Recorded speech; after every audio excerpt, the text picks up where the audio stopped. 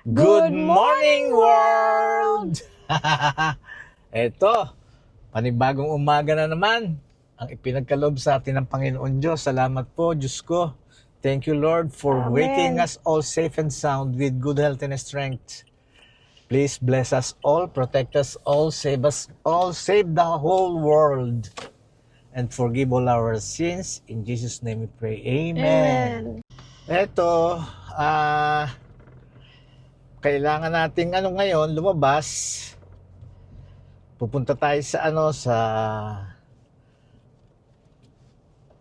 Landers para makita ng mga kababayan natin, mga viewers, subscribers, followers, yung mga price na nandito na hindi na nila alam, matagal na silang nandyan, at least para silang ma-compare nila kung ano ang mga differences. Merong mga ganun tao na gustong malaman yung mga presyo dito eh. Hindi talagang naman nakakaano rin eh. Yung bang yung malaman mo ang difference. Hindi, at saka sa mga nagpaplanong mag-retire sa Pilipinas, Yung ako pa dati, ganun lagi ako tinitignan ko. Teka, Correct. kung nandun pa sa Pilipinas, pagkailangan ko na ganito, magkano kaya yun? Correct. Pati yung mga bill sa kuryente, tinatanong ko kapatid ko at sister-in-law, magkano binabayad nyo sa kuryente, sa internet, Tama, sa ganito, para sa at least may idea ka na, di ba? Oo. Tapos medyo alam mo na kung yung pera mo, yung pinaghirapan natin diyan sa Amerika, Or saan pa man sa mundo. o kahit saan sa mundo na nagtrabaho tayo tapos uuwi tayo dito sa Pilipinas, at least meron tayong basis kung mga differences ng mga prices, lalo na sa pagkain, commodities. Yun, ganon. At saka guys, sa mga comments, marami nagtatanong ng mga bagay-bagay tungkol sa pag-retire dito. Tungkol sa, for example, mga paano binayaran ng bahay. Isa-isahin natin yan ng sagot, guys. Magtanong lang kayo, friends, at malugod namin kayong sasagutin. At siyempre, para rin makapagbigay kami ng idea sa inyo, masagot namin yung mga tanong nyo. Basta wag lang math. Kasi nga mali yung niyan, di ba? Oo. Trillion pala, hindi million. Hindi, ko lang yun. In general na lang yun. I guess ang lang doon, ang buod lang doon na gusto mong tumulong. Pero kung hindi natin kaya, okay lang yun. Kung ano lang ang kaya natin. Hindi. Tsaka kasi kailangan pag nagbigay ka, nagtumulong ka, kailangan bukal sa kalooban, hindi yung napilitan ka lang. Yun, di ba? Oo. Napilitan ka lang, hindi tulong yun. Oo. At saka hindi natin magagampanan yung tulong na ganun. Ay, malay mo, di ba? Ay, sige, bigyan nyo kami ng maleta. Trillion. Malamiletang pera. Kung hindi ka ba matutulong, di ba? Ay, syempre. Teka, basahin natin to ang tanong ni Chris 4155. Taga saan siya?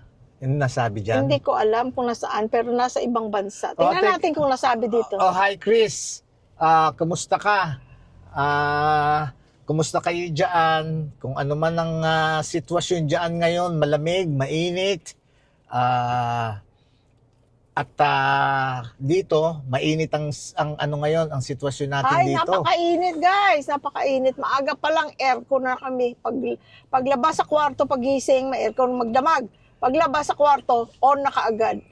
Pag medyo malamig ang panahon, minsan hapon na kami pero ngayon ay talagang every minute kailangan may malamig kang tubig na mainom para hindi ka ma-dehydrate, may electric fan, may aircon, kung ano pwede mong gawin para na hindi ka ma-heat stroke. Magubad ka.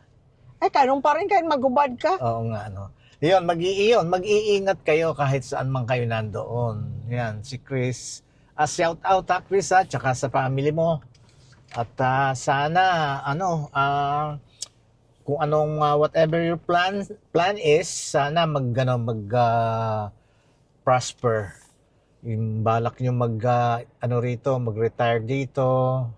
Sana at least i-pray natin kay Lord na tulungan tayong lahat, tayong lahat sa mga plano natin sa buhay. Kasi nasa kanya ang sa kanya ang decision. Dahil kasi gustuhin man natin, let's say mga nandiyan kami. Nung nandiyan kami, pinray namin na kung talagang dito kami nakalaan, show us the sign. Kaya nga nag-isip kami, gumawa kami ng mga plano, hiningi namin ng plano kay Lord. Ngayon, magpapakita naman siya ng sign. At pag hindi niya gusto at hindi niya will na dito kami mapunta, gagawa siya ng paraan para hindi Kung matuloy. makikinig ka. Kung naniniwala ka sa kanya at, nagdadasal ka. Pero yung number one, yung kailangan pray. Pray for guidance. Yeah, pray for guidance and prayer changes things. O basahin ko na yung tanong ni Chris. Oh, sige. Okay, from Chris 4155. Been watching your videos for over a year now. Stay safe po kayo. My wife and I are also planning to retire in the Philippines in 4 to 6 years. We will be 51 by then. Wow, very early retirement. Yeah, very young. God bless your plans. Yes. Another question, if you don't mind. Did you pay cash for your house or bank loan? Okay, again. Did you pay cash for your house or bank loan? If cash, how long did it take for you to transfer that money from U.S. banks to Philippine banks? If your house is loan, how was the bank loan process? Is it the same like U.S.? Okay. Unahin natin ang question na, did you pay cash for your house or bank loan? So, ang answer dyan, marami na sa ating nanonood na alam na nila kasi nanonood sila ng mga lumang videos natin. Yes. Pero, Chris, ang answer to that question is yes, we paid cash. Kasi nga, kung magbabank loan kami, wala na kaming monthly na malaking income or whatever na makakabayad tayo sa ating utang sa bangko for mortgage. Wala na kaming aasahang income. Oo. Dahil si Jerlyn, wala pa yung yung SSS niya dahil kasi pa lang siya. 55 lang ako nung 55 nag-retire. nung nag-retire siya. So Ngayon, at the age of 62 at saka pa lang siya makakatanggap. Yun ang pinaka-early. So ang ginagastos lang namin, yung retirement ko. Yun. May nag-comment nga pala minsan na 65 mo pa makukuha. Actually, you can get it at 62. Si Louie Boy, he took it at 62. Yes. Kasi ang 3 years na yon hanggang 55, yes, may difference sa kung makukuha mo, mas medyo malaki ng konti. Pagka 65. Pagka 65 mo kukunin. Kaya lang, yung 3 years na yon ay maraming mangyayari. Paano Hindi mo alam kung ano mangyayari. Hindi mo alam. Sabi ko, enjoy your retirement. 3 years early. Oh. At saka, enjoy mo na yung pera mo na yun eh. Hindi mo naman inutang yung pera mo yun, sa'yo na yun. Kaya enjoyin mo na kaysa ron sa kumbaga sila pa may hawak ng pera mo samantalang pera mo na yon na which is legal mo nang pwedeng kunin. So 62 is the age, hindi 65. 65 is regular retirement. Yes. But 62 you can take it at 62. And at that time when he was 62, ang mga bata menor de edad pa. Ang mga anak nyo, dependents nyo, meron ding makukuha. Pero pag nag-18 na sila, stop na yon. So for a couple of years or so, ang mga bata, meron silang galing from SS through him. Okay, so next question, Chris. If cash, how long did it take for you to transfer that much money from the US banks to the Philippine banks? So, itong ginawa namin. So, nag-open kami ng BDO account sa Pilipinas prior to all this. Nagbubukas kami. Hindi pala.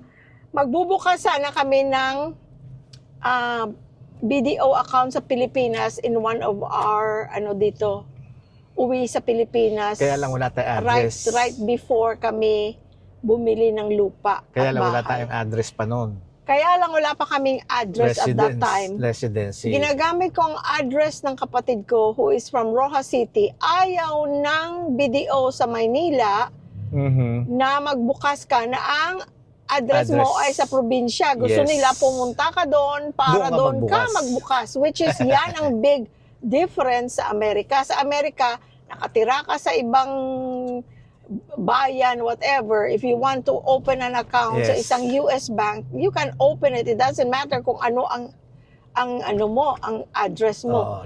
Tapos, Ganon. isa pa dyan tungkol sa ganyang difference sa bangko dito sa Pilipinas, guys, if you are depositing a check, kahit check mo, personal check mo from a US bank, and then i-deposit mo dito sa Pilipinas, hindi naman lahat, pero kagaya example, ayan, Marquee Mall, ang BDO dyan, oh no, not BDO, Metro Bank, sa Marquee Mall, won't let us deposit a personal check in our name to our bank account. Ayaw nilang tanggapin, sabi nila, ma'am, please, doon mo na lang i-deposit sa Sa home branch. bank mo or sa branch mo. O di ba, bonggang-bongga. Sabi, Yun lang ang mga differences. yun ang mga differences. Pero hindi naman lahat, depende lang sa bangko. Thank you, sir. Kasi syempre, gusto nila cash. But if it's check, gusto nila doon ka mag-deposit sa yung home bank mo kung saan ka nag-open ng account. Di ba masyadong masyadong Complicated. komplikado at hindi madali para sa sa account holder. But hindi naman lahat kasi yung iba tumatanggap naman. Doon hindi nagwo-work yung automated. Ngayon, okay, sa question na how long did it take for you to transfer funds from your US banks to the Philippine banks?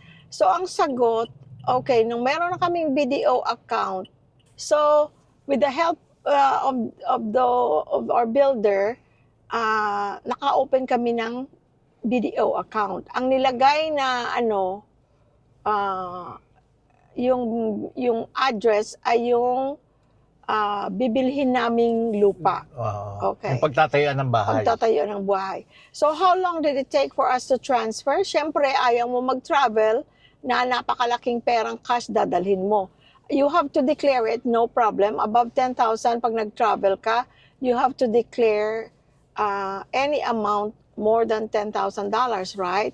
So walang problema yung pag-declare. Ang problema yung safety na nagta-travel ka with a good amount of cash. So we didn't want to do that. So what we did, we traveled with what is allowed without declaring it. Tapos, nung nandito na kami sa Pilipinas, nag-wire transfer kami. Bago pa yan, nag-inquire kami sa Chase Bank sa Amerika kung ano ang dapat namin gawin. So, ang sabi nila, you have $25,000 maximum wire transfer to any bank sa Pilipinas. So, nag-wire transfer kami. So, ang mangyayari, pag first time transfer mo sa Pilipinas, or kung saan man, tatawag ang example ang Chase, kasi Chase Bank ang ginamit namin that time. So, Chase Bank called to ask you some questions to verify that you are indeed the one transferring or wiring this amount of money. Tapos, pagkatapos niyan, pagka-wire mo, right away tatawag sila. So, alam mong sila. So, ngayon, pag-transfer nila, pag-wire transfer, sabi nila, o para saan? Pero doon mismo sa wire transfer, may mga question na doon kung saan mo gagamitin ang pera. Kasi syempre, yung mga money laundering na issue, yun ang, that's what they're trying to avoid. So, may mga question doon kung saan mo gagamitin. So, sa amin nilagay namin na parang nga sa real estate. So, nag-transfer kami ng $25,000 from Chase Bank to BDO Bank. After that, guys, after na ma-transfer within 3 business days, You have to wait for the clearing. magki-clear na. 3 business days, magki-clear na siya. So, nandun na ang pera. And then again. Every day you can transfer $25,000. And then it takes 3 days to clear. Yung first lang na transfer namin, ang nag-wait kami ng 3 days to make sure that it works. So, nag-work, walang problema, within 3 days, nag-clear, nasa BDO bank na. Tapos, after that, you can do $25,000 Every day. every 24 hours, you can transfer. Kaya lang, I think it doesn't work sa yung weekend. So, pag taon na weekend, mangyayari Lunes na. So, that's how easy it is, guys. Yeah. And then, pagka nag-ano ka na kasi, for example, yung mga questions and answer mo na, and it's the same reason while you're transferring Tuloy-tuloy na. the funds, you can just, parang nagsisave and then you can just keep renewing it na lagay mo yung amount na ipapadala mo. So, after that, na-transfer na hanggang nakabuo kami ng amount na pambayad ng lupa at Bahay. ipapagawang bahay. Kasi nga, kinash namin. Yung in-explain ni Louie Boy na you know, you put a down, tapos upon completion of this Yung agreement. Yung agreement, yung contract. Oo, yung agreement, I mean, yung what do you call this, completion na percentage. Tapos magbibigay ka na ng mga ganitong percent ng ano mo. Pero kami, pinagdasal namin, ang mga maluwag sa damdamin namin at sa isip, ginawa namin, kinash na namin lahat. Oo. Kaya nga, tinawag kaming crazy. Pagdating sa Amerika, are you guys crazy?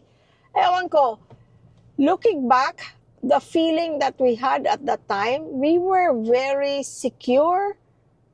And parang no doubts. At saka talagang we felt guided nung nakausap namin ang aming builder. At saka nakita nyo naman, hindi naman kami niloko, salamat sa Diyos. Pero you have to be very careful. Kasi dito sa Pilipinas, kahit dyan sa Amerika, pero lalo pa dito sa Pilipinas, napakaraming scammer. At saka, na mga builder kuno, hindi naman pala builder, scammer. At saka just in case na mangyayari ulit, siguro mga isa, dalawa, mga 1,000,000 beses kung iisipin. Kung magbibigay ulit ako ng cash. Pero hindi, depende sa kausap mo. Sabi ko nga sa inyo, basta ginaid kayo ni Lord. Very smooth sailing ang nangyari sa amin. Alam mo yung wala kang doubt? Yes. Para bang iisipin mo nga, tama nga, para tayong crazy. Pero at that time, looking back, yung feeling namin, wala talagang doubt na maluloko kami or whatever. I don't know. Pero syempre, iba-iba kada sitwasyon, ano?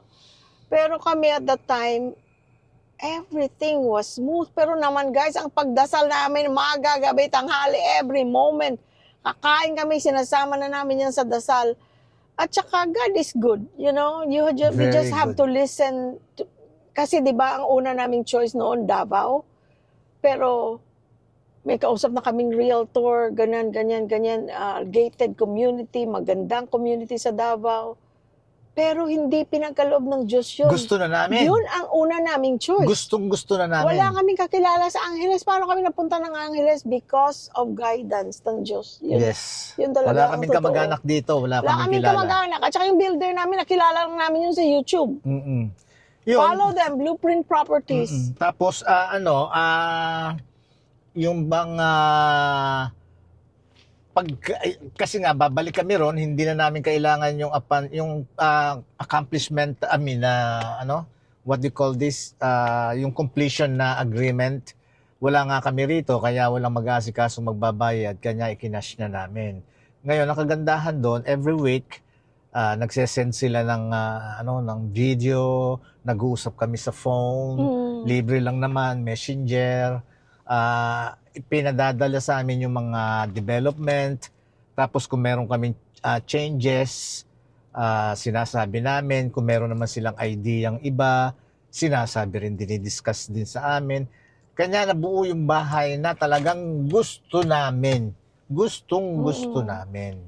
So guys, ang last question ni Chris. If your house is a loan, how was the bank loan process? Is it the same like US?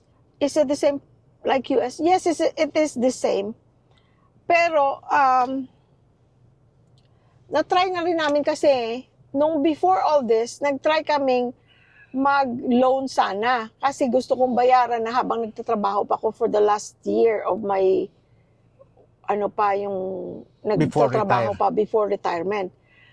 So, ang kaibigan ko, Bambi, hi Bambi, thank you for your help at that time. So, she works at a bank sa Pilipinas. So, nagpatulong kami. Ang ginawa that time, Zoom meeting lang with the bank people sa loan, sa home loan. Pero hindi namin tinuloy dahil kasi, syempre pag loan, napakalaki. Matagal. Hindi.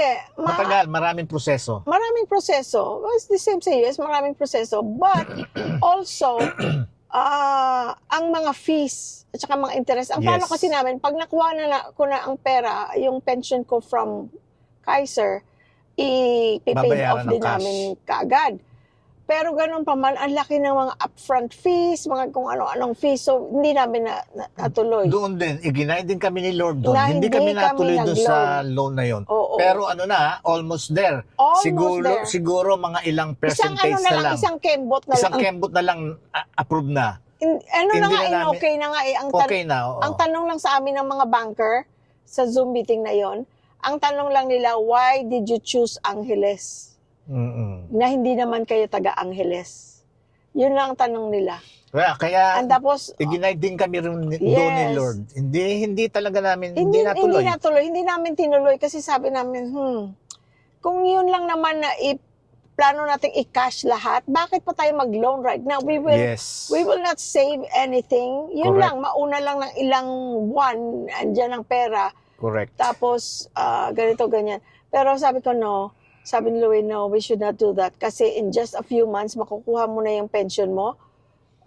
Then we should just do cash as we planned. Mhm. Tapos ang isang bagay, guys, na hindi kagaya ng Pilipinas, ng Amerika, dito sa Pilipinas, ang mga Philippine banks very strict with age. Correct. They want you to finish your loan within 10 years.